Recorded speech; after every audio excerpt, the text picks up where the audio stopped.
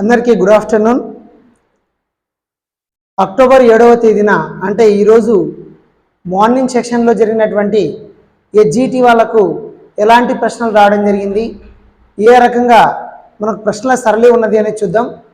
ప్రధానంగా చూస్తే సైకాలజీలో కొంత డిఫికల్ట్ ప్రశ్నలు ఇవ్వడం జరిగింది. అదేవిధంగా ఎక్కువ శాతము తెలుగులో కూడా కొన్ని డిఫికల్ట్ ప్రశ్నలు ఇవ్వడం జరిగింది. అయితే మనం మెథడాలజీలో తీసుకున్నప్పుడు ట్రైమెథడ్స్లో ఎక్కువ అంశాలు వాళ్ళు ఎక్కడ ఇవ్వడం జరిగింది అంటే దేంట్లో ఇచ్చారు అంటే మూల్యాంకనంలో ఎక్కువ ప్రశ్నలు ఇవ్వడం జరిగింది. అంటే దీన్ని బట్టి మనం చూస్తే ప్రశ్నల సరళి రోజు రోజుకి మారుతుందన్న విషయాన్ని మనం దృష్టిలో పెట్టుకోవాలి. అంటే ప్రారంభంలో ప్రశ్నాపత్రం కొద్దిగా ఈజీగా ఇచ్చినా తర్వాత ప్రశ్నలు కొద్దిగా డెప్త్గానే ఇస్తున్నారు. అయితే మీరు ఇక్కడ ఆలోచించాల్సింది ఏంటంటే ఇది చెట్టులో వచ్చేటువంటి స్కోరే కాబట్టి క్వాలిఫై అవ్వగలిగితే చాలు, ఓకే స్కోర్ తెచ్చుకుంటే మంచిదే, బట్ తెచ్చుకోలేకపోయినా ఎక్కువగా మీరు ఇబ్బంది పడాల్సిన పని లేదు. ఎందుకంటే ఈ అనుభవాలు తర్వాత వచ్చేటువంటి డిఎస్సిలో మనకి ఎక్కువ స్కోర్ తెచ్చుకోవడానికి అవకాశం ఉంటుంది. కాబట్టి మనం దీన్ని బేస్ చేసుకొని ఇక్కడ జరిగినటువంటి తప్పులను బేస్ చేసుకొని అక్కడ జరిగినటువంటి అనుభవాలను బేస్ చేసుకొని మీరు డిఎస్సికి సన్నద్ధం కావాలి. కాబట్టి డిఎస్సి లెవెల్లో చదవడం అంటే చాలా క్రిటికల్గా చదవాల్సిన అవకాశం ఉంటుంది, ఎక్కువ రిస్క్ తీసుకోవాల్సిన అవకాశం ఉంటుంది. ఇక్కడ మీరు దృష్టిలో ఉంచుకోవాల్సింది ఏంటంటే మీరు చదివేది ఒక 4 నెలలు 6 నెలలే, అంటే దాదాపుగా ఒక 3-4 నెలల కంటే ఎక్కువగా ఇప్పుడు చదివే అవకాశం లేదు. కానీ ఈ 4 నెలలు మీరు కాదనుకొని ప్రిపేర్ అవుతే మీ కుటుంబం బాగుంటుంది, అదేవిధంగా మీ పరిసరాలు బాగుంటాయి, మీరు బాగుంటారు, అదేవిధంగా మొత్తం కూడా అన్ని అంశాలు అనుకూలంగా ఉంటాయి. కాబట్టి చాలా జాగ్రత్తగా మనం చదవాల్సి ఉంటుంది. దాదాపుగా మనం కర్నూలు జిల్లాలో పరిశీలించినప్పుడు దాదాపుగా మనకు 2600 పోస్టులు దగ్గరగా ఉంటే ఇన్ని వేల పోస్టులు మరి ఎప్పుడు రావు. కాబట్టి డిఎస్సికి ఒక పకడ్బందీగా ప్రణాళికాబద్ధంగా సన్నద్ధం కావాల్సి ఉంటుంది. ముఖ్యంగా మనం ఇచ్చేటువంటి సూచనలు సలహాలు బాగా తీసుకోవాల్సి ఉంటుంది.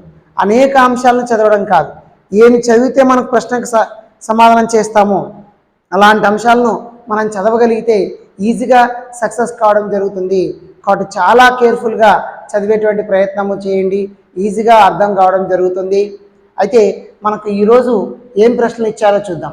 ట్రైమెథడ్స్లో ఎస్జిటిలో మనకు హెర్బేరియం గురించి ఇవ్వడం జరిగింది. మనం ఇంతకుముందే చెప్పుకున్నాం మన క్లాస్లో. ఏమని చెప్పుకున్నామంటే హెర్బేరియం అనేది ఎలా వస్తుంది.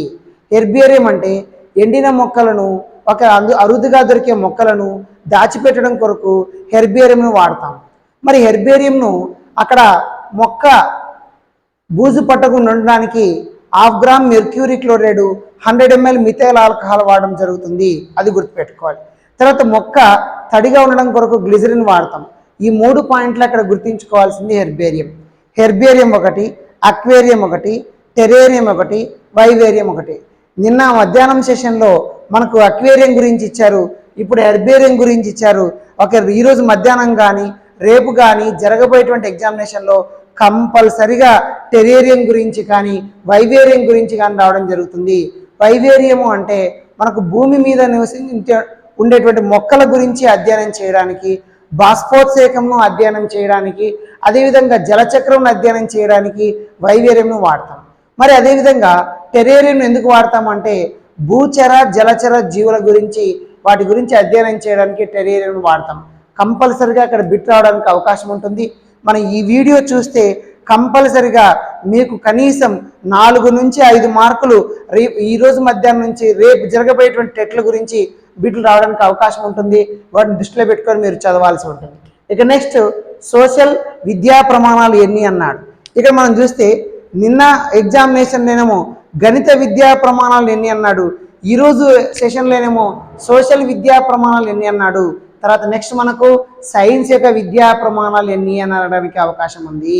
కాబట్టి ప్రాథమిక దశలో సైన్స్ విద్యా ప్రమాణాలు 6 గాను, ఉన్నత దశలో 7 విద్యా ప్రమాణాలు గాను మనం తీసుకోవడం జరుగుతుంది. కాబట్టి సైన్స్ విద్యా ప్రమాణం మనం చూడాలి.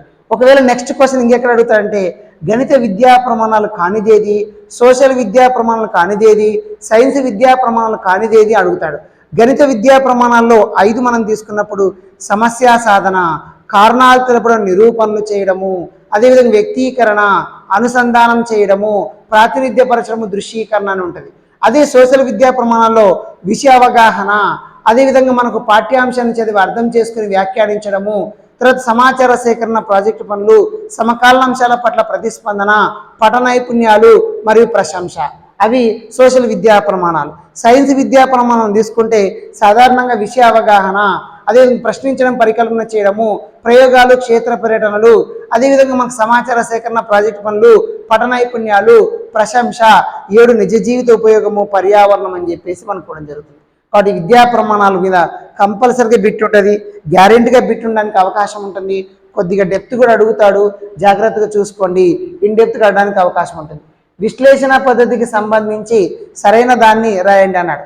మనం విశ్లేషణ పద్ధతి గురించి మాట్లాడుకున్నాం. విశ్లేషణ పద్ధతి నిదానంగా జరుగుతుంది. విశ్లేషణ పద్ధతి పనులకు సంబంధించినది. విశ్లేషణ పద్ధతిలో యత్నదోష అంశాలు ఉండడం జరుగుతుంది. విశ్లేషణ పద్ధతి ప్రక్రియకు సంబంధించినటువంటిది. విశ్లేషణ అనగా సమస్య పరిష్కారానికి సంబంధించింది అనేటువంటివి మనకు దాదాపుగా 18 పాయింట్లు ఉంటాయి. ఒకవైపు 18 పాయింట్లు, సంశ్లేషణకు 18 పాయింట్లు ఉంటాయి. గ్యారెంటీగా ఇక్కడ బిట్ అడగడానికి అవకాశం ఉంది, గుర్తించుకునే ప్రయత్నం చేయండి. తర్వాత మదింపు మరియు మాపనం. ఇక్కడ ఈ 2 అంశాలు మనం తీసుకున్నప్పుడు తరగతి గదిలో నిరంతరంగా జరిగేటువంటి ప్రక్రియను మదింపు అంటారు. మాపనం అంటే పరీక్ష నిర్వహించిన తర్వాత వచ్చే పరిమాణాత్మక లేదా సంఖ్యాత్మక దానిని ఏమంటామంటే మాపనము అని చెప్పడం జరుగుతుంది. తర్వాత విద్యా ప్రణాళిక నిర్వచనం, బెల్లార్డ్ యొక్క నిర్వచనం ఇవ్వడం జరిగింది. విద్యా ప్రణాళికకు అనేక నిర్వచనాలు ఉన్నాయి, అందులో బెల్లార్డ్ నిర్వచనం మనకి ఇవ్వడం జరిగింది. తర్వాత గణిత నిర్వచనాలు కూడా ఉన్నాయి. పాస్కాల్ నిర్వచనం ఉంది, అదేవిధంగా బెంజమిన్ పీర్స్ నిర్వచనం ఉంది, మేరీ పియర్స్ నిర్వచనం ఉంది, Aristotle, Henri Poincare, Bernard Russell, AWN White, ఇలాంటి చాలా నిర్వచనాలు మనకు ఉన్నాయి. అందులో గణిత నిర్వచనం గురించి ఒకటి ఇచ్చాడు. తర్వాత ప్రశ్నాపత్రంలో మ్యాథ్స్కి ఎంత శాతం వెయిటేజ్ ఉంటుంది అంటాడు. దాదాపుగా మనకు 8 మార్కులు ఇవ్వడం జరుగుతుంది కాబట్టి అంటే దాదాపుగా 8% వెయిటేజ్ ఉంటుందని గుర్తుపెట్టుకోవాల్సి ఉంటుంది. నేపియర్ పట్టీలు, దాదాపుగా నేపియర్ పట్టీలు దేనికి సంబంధించినవి అంటే గుణకారము చేయడానికి ఉపయోగపడతాయి. మనకు గణిత పేటికలో 7 అంశాలు ఉంటాయి. పూసల చట్రం ఒకటి, డామినో కార్డులు ఒకటి, ఘనాకారపు కడ్డీలు ఒకటి, క్యూసినేయర్ పట్టీలు, నేపియర్ పట్టీలు, అదేవిధంగా భిన్నాల చట్రము, వివిధ రకాల ఆకారాలు. అందులో నేపియర్ పట్టీలు గుణాకారము చేయడానికి, క్యూసినేయర్ పట్టీలేమో కూడికను చేయడానికి బాగా వాడడం జరుగుతుంది. క్రిమి సంహారక మందుల గురించి తెలుసుకున్న విద్యార్థి తన చుట్టుపక్కల ఉన్న పొలాలను సందర్శించాడు అంటే అది దేనికి సంబంధించింది? క్షేత్ర పర్యటనకు సంబంధించింది. మూల్యాంకన సామర్థ్యాన్ని గురించి తెలియచేసేటువంటిది ఎవరు అని చెప్పేసి, మూల్యాంకనం అనేది విద్యార్థుల యొక్క మార్కుల కొరకు కాదు, వాళ్ళ సామర్థ్యాన్ని తెలుసుకోవడం కొరకు అని చెప్పి ఎన్సిఎఫ్ 2005 చెప్పడం జరిగింది. ఆ పాయింట్ ఇవ్వడం జరిగింది. తర్వాత ఏపీలో సిసిఈని ఎప్పుడు ప్రవేశపెట్టారు అని చెప్పేసి అన్నాడు. ఏపీలో సిసిఈని 2012-13 విద్యా సంవత్సరం నుండి ప్రవేశపెట్టడం జరిగింది అనేది మీరు గుర్తుపెట్టుకోవాల్సి ఉంటుంది. మానసిక చలనాత్మక రంగంకు సంబంధించిన అంశం ఏది అన్నాడు. మన జ్ఞానాత్మక రంగంలో తీసుకుంటే జ్ఞానము, అవగాహన, వినియోగం, విశ్లేషణ, సంశ్లేషణ, మూల్యాంకనం ఉంటాయి. భాష రంగంలో తీసుకుంటే మనం గ్రహించడం, ప్రతిస్పందించడం, విలువ కట్టడం, వ్యవస్థాపన, శీలస్థాపన ఉంటుంది. మానసిక చలనాత్మక రంగంలో అనుకరణ, హస్తలాగం, సునిశ్చితత్వం, సమన్వయం, స్వాభావికరణ, సహజీకరణ అనే అంశాలు ఉంటాయి. కాబట్టి అనుకరణ, హస్తలాగం, సునిశ్చితత్వం, సమన్వయం, స్వాభావికరణ, సహజీకరణ అనే అంశాలలో ఏది లేదని చెప్పేసి ఇవ్వడం జరిగింది. అంటే ఖచ్చితంగా విద్యా లక్ష్యాల వర్గీకరణకు సంబంధించి ఒక బిట్ అడుగుతున్నాడు. ఇక్కడ మనకు ఒక మార్కు తెచ్చుకునే అవకాశం ఉంటుంది, దృష్టిలో పెట్టుకోండి. కాబట్టి మెథడాలజీని మనం తీసుకుంటే హెర్బియరింగ్ గురించి అడిగాడు, సోషల్ విద్యా ప్రమాణాలు ఎన్ని అడిగాడు, విశ్లేషణ పద్ధతికి సంబంధించి, మదింపు మాపనకు సంబంధించి, విద్యా ప్రణాళిక నిర్వచనము, గణిత నిర్వచనము, ప్రశ్నాపత్రంలో మ్యాప్కున్న వెయిటేజ్, నేపియర్ పట్టీలు దేన్ని తెలియజేస్తాయి, క్రిమి సంహారక మందుల గురించి తెలుసుకున్నాము, మూల్యాంకనం సామర్థ్యాన్ని, అదేవిధంగా ఏపీలో సిసిని ఎప్పుడు ప్రవేశపెట్టారు, మానసిక చలనాత్మక రంగం గురించి మనం ప్రస్తావించడం జరిగింది. అయితే మీరు దృష్టిలో పెట్టుకోండి, మనకు ఆల్రెడీ ఆంధ్రప్రదేశ్ విద్య అనేటువంటిది వాళ్ళు ఏం చేశారంటే ఒక వెబ్సైట్లో, డిపార్ట్మెంట్ ఆఫ్ ఎడ్యుకేషన్ వెబ్సైట్లో మనకు స్టూడెంట్ లాగిన్ ఉంటుంది. అక్కడ లాగిన్లోకి వెళ్ళి మనకు ప్రశ్నాపత్రం మరియు కీ అని చూస్తే మనకు రావడం జరుగుతుంది. అంటే ఎగ్జామ్ రాసిన 24 గంటల్లోపు మనకు రెస్పాన్స్ షీట్ రావడం జరుగుతుంది. మరి ఇనిషియల్ కీ కూడా వెంటనే ఇవ్వడం జరుగుతుంది. కాబట్టి మీరు వెంటనే నిన్న రాసినటువంటి మార్నింగ్ సెషన్ వాళ్ళు ఈరోజు మనం ఏం చేయొచ్చు అంటే రెస్పాన్స్ షీట్ కూడా డౌన్లోడ్ చేసుకోవచ్చు, ఎన్ని మార్కులు వచ్చినాయో తెలుసుకోవచ్చు ఇనిషియల్ కీ ప్రకారము. కాబట్టి ఒకవేళ మీకు అభ్యంతరాలు ఉంటే ఆ అభ్యంతరాలు ఇవ్వడానికి కూడా దాని కిందన ఒక లింక్ ఉంటుంది. ఆ లింక్ ద్వారా మీరు అభ్యంతరాలు కూడా తెలియచేయవచ్చు. కాబట్టి మీరు నిన్న రాసినటువంటి మార్నింగ్ సెషన్ వాళ్ళు ఒక రెస్పాన్స్ డౌన్లోడ్ అయి ఉండవచ్చు. కాబట్టి ఒకసారి మీరు దాన్ని డౌన్లోడ్ చేసుకుంటే కూడా మనకి ఎలాంటి ప్రశ్నలు వస్తాయో తెలిసిపోవడం జరుగుతుంది. అదేవిధంగా మనకు సైకాలజీలో ఈరోజు మార్నింగ్ సైకాలజీలో ఏమేమి ప్రశ్నలు అడిగాడో చూడండి. ఫస్ట్ 2 రోజుల్లో ఎంత శాతం మర్చిపోతారని బిట్టడడం జరిగింది. 2 రోజుల్లో 72% మర్చిపోతారు. ఓకే, దాదాపుగా మనకు ఎంత శాతం మర్చిపోతారు అని క్వశ్చన్ అడగడానికి 20 నిమిషాలకు 47% మర్చిపోతారు. 20 నిమిషాలకు 47% మర్చిపోతారు. 50 నిమిషాలకు 50% మర్చిపోతారు. 1 రోజుకు 66% మర్చిపోతారు. 2 రోజులకు 72% మర్చిపోతారు. 6 రోజులకు 75% మర్చిపోతారు. 30 రోజులకు 79% మర్చిపోతారు. కాబట్టి ఇది విస్మృతి ప్రక్రియ అంటారు. మరి స్మృతి ప్రక్రియ వేరేది ఉంటుంది.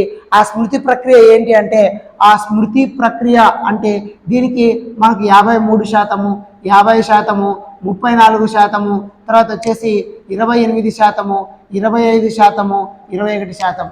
ఇది ఇంత గుర్తించుకుంటారు, ఇంత మర్చిపోతారని చెప్పేసి మనకు ఇవ్వడం జరిగింది. కాబట్టి ఖచ్చితంగా ఈ బిట్ అడుగుతారని చెప్పి ఇంతకుముందు మనం మాట్లాడుకున్నాం. దీని మీద మీరు ఫోకస్ చేయాల్సిన ఆవశ్యకత ఉంటుంది. పావ్లో నిబంధన గురించి అడిగాడు. పావ్లో శాస్త్రీయ నిబంధన మీద ప్రశ్న అడగడానికి ఆవశ్యకత ఉంది. కాబట్టి ఖచ్చితంగా 3 సిద్ధాంతాల్లో మనకు పావ్లో నిబంధన కావచ్చు, యత్నదోష అభ్యసన సిద్ధాంతం కావచ్చు, అదేవిధంగా మనకు కార్యసాధక నిబంధన, ఈ 3 సిద్ధాంతాలను కంపల్సరీగా ఒక బిట్ ఉంటుంది. ఒక బిట్ అడిగాడు. బ్రూనర్ సిద్ధాంతం గురించి బిట్ అడగడం జరిగింది. వైగోట్స్కి ZPD zone of proximal development గురించి బిట్ అడగడం జరిగింది. నిన్న స్కఫోల్డ్ గురించి బిట్ అడిగాడు. ఇప్పుడు జెడ్పీడి గురించి బిట్ అడిగాడు. తర్వాత MK1 ఒకటి ఉంటుంది, సహాయక అభ్యసనము, సహకార అభ్యసనము, అదేవిధంగా ఇన్నర్ స్పీచ్, సోషల్ స్పీచ్, అదేవిధంగా మనకు అక్కడ స్పీచ్ ఉండడం జరుగుతుంది. కాబట్టి వాటి మీద కూడా క్వశ్చన్ అడుగుతాడు. ఇన్నర్ స్పీచ్ అంటే ఏంటి, ఎన్ని సంవత్సరాలు, సోషల్ స్పీచ్ అంటే ఎన్ని సంవత్సరాల్లో మనకు రావడం జరుగుతుంది అనేటువంటి దానికి వైగాట్స్కి మీద క్వశ్చన్ అడగడం జరిగింది. తర్వాత నోమ్ చోమ్స్కీ ఒక స్టేట్మెంట్ ఇచ్చి ఇది ఎవరు సూచించారు ఈ స్టేట్మెంట్ అని చెప్పేసి అడిగారు. భాషా వికాసానికి సంబంధించి నోమ్ చామ్స్కీ గురించి బిట్టడం జరిగింది. తర్వాత ఉదాత్తీకరణం అంటే ఉద్వేగానికి సంబంధించినటువంటి అంశము. ఈ పాయింట్ మీద మనం గుర్తుపెట్టుకోండి. ఉదాత్తీకరణము అంటే ఉద్వేగానికి సంబంధించినటువంటిది అనే అంశాన్ని మనం దృష్టిలో పెట్టుకోవాల్సి ఉంటుంది. ఫర్ ఎగ్జాంపుల్గా మనకి ఏదైనా ఒక సమస్య ఏర్పడితే ఆ సమస్యను తప్పించుకోవడానికి మనం ఏం చేయడం జరుగుతుంది, వేరే పని చేయడం జరుగుతుంది. కాబట్టి ఫర్ ఎగ్జాంపుల్గా నాకు ఏదైనా సమస్య వస్తే, ఏదైనా బాధ అనిపిస్తే దాన్ని పోగొట్టడానికి వెంటనే సెల్ తీసుకొని ఆ సెల్ తరబడి గంటల తరబడి దాన్ని చూసుకుంటుంటాను. కాబట్టి ఆ సమస్యను నేను మర్చిపోతాను. అంటే ఉద్వేగము అనేది వస్తే, బాధ వస్తే అంటే ఉద్వేగం అని గుర్తుపెట్టుకుంటే చాలు. అదేవిధంగా మనం దృష్టిలో ఉంచుకోండి. ఖచ్చితంగా ఉదాత్తీకరణం అంటే ఏమి, తదాత్తీకరణం అంటే ఏమి, స్వైరకల్పన అంటే ఏమి, అంతర్లీనం అంటే ఏమి, అదేవిధంగా ప్రాచ్యతం అంటే ఏంటి, ప్రక్షేపణం అంటే ఏంటి, ఏతుకీకరణం. నిన్న ఏతుకీకరణం అన్నాడు. అంతని ద్రాక్ష పుల్లని అని చెప్పేసి నిన్న క్వశ్చన్ అడిగాడు. మళ్ళీ ఈరోజు ఉదాత్తీకరణం గురించి, అంటే ప్రతి సెషన్లో రక్షణ తంత్రాల గురించి కంపల్సరిగా రక్షక తంత్రాల గురించి బిట్ అడుగుతున్నాడు. కాబట్టి మీరు గుర్తుపెట్టుకోండి. తర్వాత మనకు చిల్డ్రన్ అప్రిసెప్షన్ టెస్ట్ అని చెప్పేసి దాని మీద కూడా బిట్ అడగడం జరిగింది. చర్యాత్మక పరిశోధన, ఈ నూతనంగా ఏర్పడిన సిలబస్ ప్రకారము చర్యాత్మక పరిశోధన మీద బిట్ అడగడం జరిగింది. తర్వాత అభ్యసనం యొక్క నిర్వచనం, మనకు మూర్తిమత్వ నిర్వచనాల్లోనూ అభ్యసన నిర్వచనాల్లోనూ కంపల్సరీగా బిట్ అడుగుతున్నాడు. ఒకటి నిర్వచనం మీదైతే బిట్ ఉంటుంది. అది పెరుగుదల వికాసం కావచ్చు, అభ్యసనం కావచ్చు, ప్రజ్ఞ కావచ్చు, అభిరుచి కావచ్చు, వైఖరి కావచ్చు. గ్యారెంటీకి ఒక బిట్ అయితే అడుగుతున్నాడు.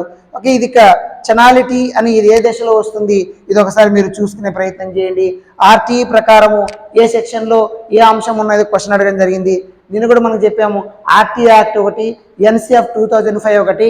అదేవిధంగా మనం పరిశీలిస్తే RTE యాక్ట్, NCF 2005, ICT. ఈరోజు మార్నింగ్ సెషన్లో ఒక క్వశ్చన్ మాత్రమే ICT గురించి ప్రశ్న అడగడం జరిగింది. చాలా వరకు 2 ప్రశ్నలు అడిగేవాడు, ICT గురించి ఒక ప్రశ్న మాత్రమే రావడం జరిగింది. కాబట్టి విద్యా హక్కు చట్టం మీద అడుగుతున్నాడు. NEP గురించి 2020లో అడుగుతున్నాడు. కాబట్టి మీరు NEP గురించి 2020 గురించి, విద్యా హక్కు చట్టం గురించి, NCF 2005 గురించి, ICT గురించి చూసుకుంటే 4 బిట్లు కంపల్సరీగా మనం ఆన్సర్ చేయవచ్చు. ఆహారము పొందిన హక్కు ఏ అధికరణం తెలియజేస్తుందని బిట్ అడిగాడు. ECCE NEP 2020 ప్రకారము మనకి ఇవ్వడం జరిగింది. ఎర్లీ చైల్డ్ కేర్ ఎడ్యుకేషన్ అంటారు. ఎర్లీ చైల్డ్ కేర్ ఎడ్యుకేషన్ అని చెప్పేసి చెప్పడం జరుగుతుంది. తర్వాత సర్వేపల్లి రాధాకృష్ణ విద్యార్థి మిత్ర అనేటువంటి పథకం గురించి బిట్ అడిగాడు. ఈ యొక్క సర్వేపల్లి రాధాకృష్ణ విద్యార్థి మిత్ర అనే దానికి ఇంపార్టెంట్ ఏమంటే, ఇంతకుముందు జగనన్న విద్యా కానుక ఉండే దాని కింద ఏం చేయడం జరుగుతుంది, ఒక స్కూల్ బ్యాగు, 3 యూనిఫామ్లు, 2 జతల సాక్స్లు, 1 జత షూ, మరి నోట్బుక్లు, టెక్స్ట్ బుక్లు, బెల్ట్, ఇవన్నీ ఇచ్చేటువంటి వాళ్ళు. ఆ దాన్ని పేరు మార్చడం జరిగింది. దాన్ని ఏమంటారంటే సర్వేపల్లి విద్యార్థి మిత్ర అని చెప్పేసి స్కీమ్ మార్చడం జరిగింది. కాబట్టి కొత్తగా వచ్చినటువంటి దానికి బిట్ అడుగుతున్నాడు, దాని మీద కేర్ తీసుకోండి. మరి అదేవిధంగా మధ్యాహ్న భోజన పథకానికి వచ్చేసి మనకు ఒక లేడీ పేరు పెట్టడం జరిగింది. ఆమె పేరు మీరు చూసుకోండి, కంపల్సరిగా బిట్ అడగడం జరుగుతుంది. అదేవిధంగా మనకు ఒక తల్లికి వందనం అనేటువంటి ఒక స్కీమ్ కూడా కేంద్ర ప్రభుత్వం తీసుకొచ్చింది. ఇంతకుముందు జగనన్న అమ్మ ఒడి ఉండే దానికి తల్లికి వందనం అని పేరు పెట్టడం జరిగింది. 15,000 రూపాయలు, 15,000 రూపీస్ ఇస్తారు. కాబట్టి ఆ పాయింట్ కూడా మనం దృష్టిలో పెట్టుకోవాలి. అంటే దీని అర్థం ఏంటి, రీసెంట్గా ఏవైతే పేర్లు మార్చారో ఆ పేర్లు మార్చినటువంటి వాటి మీద ప్రశ్నలు అడుగుతున్నాడనే అంశాన్ని మీరు పరిశీలించాలని చెప్పేసి మనకి ప్రశ్నాపత్రం చెప్తుంది. కాబట్టి ఈరోజు జరిగినటువంటి 7వ తేదీ జరిగినటువంటి ప్రశ్నల గురించి కొన్ని ఎలాంటి ప్రశ్నలు అడిగాడు, మెథడాలజీ ఎలాంటి ప్రశ్నలు అడిగాడు, సైకాలజీలో ఎలాంటి ప్రశ్నలు అడిగాడు, కొన్ని ప్రశ్నలను మీ ముందుకు తెలియచేయడం జరిగింది. వీటిని బేస్ చేసుకొని మీరు జరగబోయేటువంటి ఎగ్జామినేషన్స్లో ఎడ్జిటి వాళ్ళు కావచ్చు, స్కూల్ అసిస్టెంట్ వాళ్ళు కావచ్చు, కొన్ని మార్పులు చేర్పులు చేసుకోవడానికి, మీ యొక్క పరీక్షా విధానంలో ఒక పరీక్ష రాసేటువంటి విధానంలో మార్పులు చేసుకోవడానికి, చదివే విధానంలో మార్పు చేసుకోవడానికి అవకాశం ఉంటుంది. కంపల్సరిగా మీకు నేను ఇచ్చేటువంటి సలహా ఏంటంటే, ఈ టైంలో అనవసరంగా టెన్షన్ పడకండి. టెన్షన్ పడితే అక్కడ మనం వచ్చేటువంటి ప్రశ్న కూడా ఆన్సర్ చేయలేము. ఉన్నది ఎంతవరకు ఉందో అది ఖచ్చితంగా మీ దగ్గర ఉంటుంది. లేనిది మాత్రం ఇప్పుడు ప్రయత్నం చేయకండి. ఉన్న దాంట్లోనే సంతృప్తిగా దాంట్లో ఉన్న అంశాలని మనం పోగు చేసుకుంటూ దాన్ని ఎలా గుర్తుపెట్టుకోవాలి, ఈ అంశం వస్తే ఎట్లా ఆన్సర్ చేయాలి అనే దాని మీద మీరు ఫోకస్ చేయండి.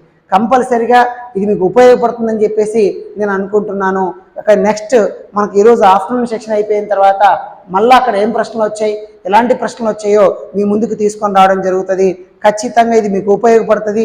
మీరు దీన్ని మిస్ చేసుకోకండి. కర్నూలు ఆదిత్య కోచింగ్ సెంటర్ వారి అందిస్తున్నటువంటి ఈ యొక్క అవకాశాన్ని మీరు సద్వినియోగం చేసుకోండి. షేర్ చేయండి, సబ్స్క్రైబ్ చేయండి, మీ మిత్రులకు తెలియచేయండి.